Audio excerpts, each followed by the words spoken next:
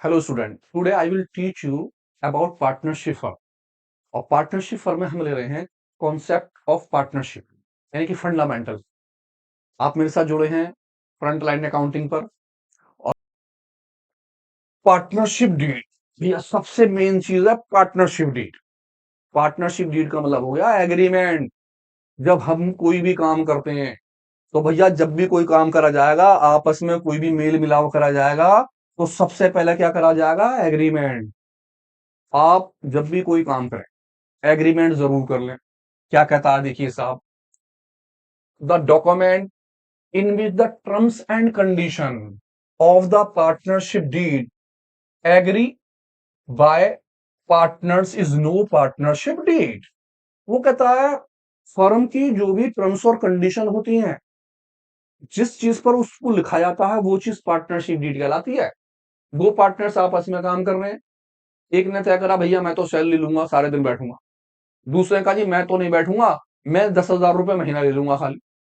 तीसरे दोनों पार्टनर्स हैं, एक ने पार्टनर ने तय कर लिया मैं तो इंटरेस्ट लूंगा जी, मेरी कैपिटल है। दूसरे का जी मैं अगर तू इंटरेस्ट लेगा तो मैं ड्राइंग इंटरेस्ट ऑन ड्राइंग काटूंगा, अगर तू पैसा कोई निकालेगा। तो जो भी बात आपस में तय हो जाती है वो सारी की सारी टर्म कंडीशन, तुम कितने पैसे लोगे, मैं कितने पैसे लूंगा, किसी की सैलरी क्या होगी, तुम्हारी सैलरी क्या होगी, मेरी सैलरी क्या होगी, महीने में कितने पैसे निकाल सकते हैं बिजनेस से बाहर, जिसे हम ड्राइंग कहते हैं। ये सारी की सारी बातें जिस चीज पर लिख ली जाती हैं उसे हम क्या बोलते हैं? Partnership deed. ऐसे तो बहुत सी बातें हो सकती है, ऐसी कोई भी बात जो आपके दिमाग में आ रही है वो पार्टनरशिप डीड में आ सकती है। यानी कि आपको आपस में समझौता करने के लिए पार्टनरशिप डीड बनानी जरूरी है, बहुत जरूरी, मस्ट है बिल्कुल एकदम। तो क्या ये पार्टनरशिप डीड ओरल हो सकती है या वो रिटन हो सकती है? तो इसके जवाब के लिए आगे बढ़ते हैं। पहले पार्टनरशिप डीड देख लेते हैं, पार्टनरशिप डीड होती कैसी है। जब भी कोई आप पार्टनरशिप आपस में करते हैं, सपोज कि मैं हूं, मैंने अपने साथ दो आदमी और मिला लिए, तो मैं इस चीज को एक लीगल डॉक्यूमेंट पर जो है लिख लेता हूं। जितनी भी बातें होती हैं मैं कोर्ट जाता हूँ, कचहरी में जाता हूँ, अपने एडवोकेट से कहता हूँ, एडवोकेट सारी बातें टर्म्स और कंडीशन लिख देता है और उसे रजिस्टर कर देता है। ये 100 रुपीज के स्टैम्प पेपर पे आप करवा सकते हैं आसानी से। कौन कौन सी बातें ध्यान से पढ़ते हैं। कहता the partnership deed can be oral और रिटन। ये ओरल भी हो सकती है और रिटन भी, यानी कि आप पार्टनरशिप डीड जरूरी नहीं है रिटन में करें। अगर आपने आपस में तय कर लिया है, आपस में बात कर ली है और आप में म्यूचुअल अंडरस्टैंडिंग है, तो वो भी चलती है। यानी कि पार्टनरशिप डीड ओरल भी हो सकती है और रिटन भी हो सकती है। एमसीक्यू का क्वेश्चन। तीसरी बात, कथा होगा इट इज बेटर, ये बहुत जरूरी है, बहुत ही अच्छा है। क्या अच्छा है? कहता पार्टनरशिप डीड इज रिटन। कहता पार्टनरशिप डीड अगर रिटन में लिखी हुई हो तो ये सबसे अच्छी बात है। भैया क्यों सबसे अच्छी बात है? क्यों?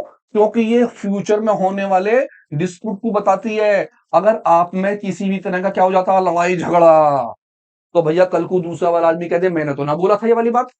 आपस में आपने तय कर लिया, कोई बात तय कर ली और आपने ओरली तय कर ली।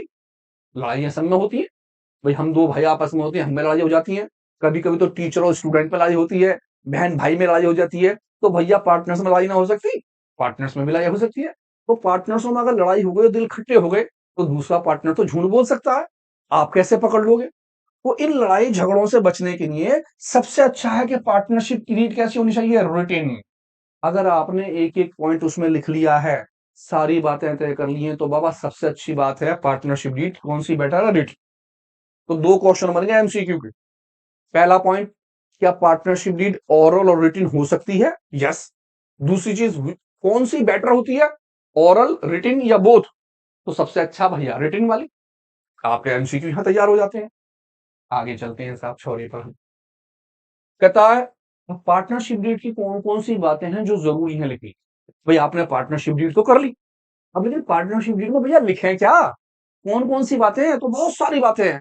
कुछ बातें मैं आपको बता रहा हूं जो पार्टनरशिप में जरूरी है। मेरा कहने का मतलब यह है कि आज हम जो चैप्टर लेके बैठे हैं वो आपको ये बताने के लिए है कि अगर आप अपना बिजनेस करते हैं या किसी का बिजनेस चल रहा है, तो ऐसी कौन कौन सी बातें जरूरी हैं जो उस बिजनेस के लिए आपको याद होनी चाहिए। फॉर एग्जाम्पल, कल को आप बड़े हो जाते हैं, अपना बिजनेस करते हैं, तो आपको पता तो होगा कि यार मैं ऐसी कौन कौन सी बातें करूं। सबसे पहला मैंने अकाउंट्स पढ़ा है तो मुझे चाहिए कि मैं पार्टनरशिप डीड कर लूं। मैं कोई भी बिजनेस करूं, तो मैं एग्रीमेंट कर लूँ इस चीज़ का कि मैं ताकि फ्यूचर में लड़ ना सकूँ उससे, या वो आदमी मुझ पे हावी ना हो जाए, या वो मेरे साथ बेईमानी ना कर ले, या हम दोनों में आपस में मनमुटाव होने पे कोई नुकसान ना हो जाए। तो कौन-कौन सी बातें ज़रूरी हैं साहब उसे पढ़ रहे हैं। Number 1, number 1, name and address. आपकी फर्म का नाम क्या होगा और उसका एड्रेस क्या होगा? सबसे पहले आपको ये लिखना पड़ता है। Number 2, name and address of partners. Partnership deed में ये लिखा जाएगा कि पार्टनर्सों के नाम क्या हैं और उनके एड्रेस क्या हैं। ये नहीं कि partners A, partner B, 2 partners हो गए, उनका एक्चुअल नाम क्या है, किस जगह पर रहते हैं, उसका एड्रेस क्या है। ये तो फर्म का एड्रेस हो गया, और ये किसका हो गया? पार्टनर्स का। आपके पार्टनर्स का एड्रेस क्या होगा? नेचर ऑफ बिजनेस, बिजनेस का नेचर किस कैटेगरी का होगा? आपका जो बिजनेस है किस चीज का? जैसे मैं हूं, मैं पढ़ा रहा हूं, एजुकेशन के अंदर आ गया। एक फूड वाला है, वो खाने खाने वाला फूड में आ जाता है। इसी तरह से हर किसी का अपना अपना बिजनेस है। आपका बिजनेस का नेचर होगा क्या? आप क्या काम उसमें करेंगे? कैपिटल कंट्रीब्यूट, आप कितने कितने पैसे लगाएंगे? अब एक आदमी ए है और एक आदमी बी है। भैया ए जो है उसने कितने पैसे लगाए बिजनेस में? फॉर एग्जाम्पल वो करा दिए 1 लाख, और दूसरे ने कितने लगा दिए? 2 लाख। तो इस बात को लिखा जाएगा। आप रिटर्न में लिख लेंगे कि इस पार्टनर्स की कैपिटल इतने की है और दूसरे पार्टनर्स की कैपिटल इतने की है। ये फिक्स हो जाएगी बात। नंबर 3, अगर आपकी जो कैपिटल है, आप इस पर कोई इंटरेस्ट चाहते हैं, तो भैया उस इंटरेस्ट का रेट क्या होगा? अब कल को दूसरा पार्टनर्स कहने लगे भैया मैं तो अपना पैसा कहीं और रखता तो मुझे तो ब्याज मिलता उसको। तो भैया सही बात है, लेकिन अगर आप तय कर लोगे, आप लिख लोगे, तो आपको इंटरेस्ट मिलेगा। और अगर ना तय करोगे तो उसके लिए आगे पढ़ेंगे हम। आगे आ जाते हैं। Interest on drawing. अब इंटरेस्ट ऑन ड्राइंग का मतलब क्या हो गया? आपने 11th क्लास में पढ़ा। ड्राइंग का मतलब होता है पर्सनल यूज। कोई भी प्रोपराइटर या कोई भी मालिक या कोई भी पार्टनर्स अपने पर्पस के लिए कोई पैसा या कोई भी माल बिजनेस से अगर निकालता है, तो उस चीज को हम ड्राइंग बोलते हैं।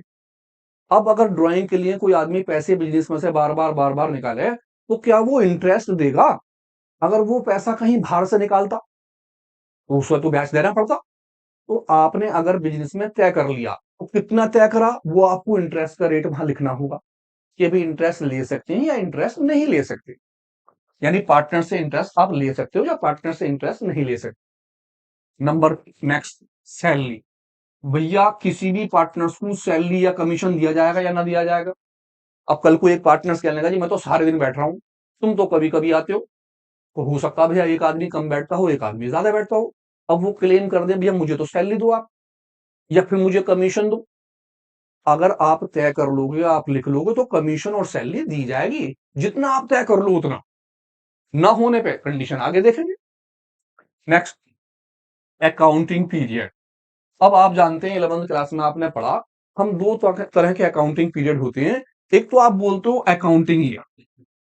जो अकाउंटिंग ईयर होता था, आप उसे लिखते थे 1 अप्रैल से 31 मार्च तक।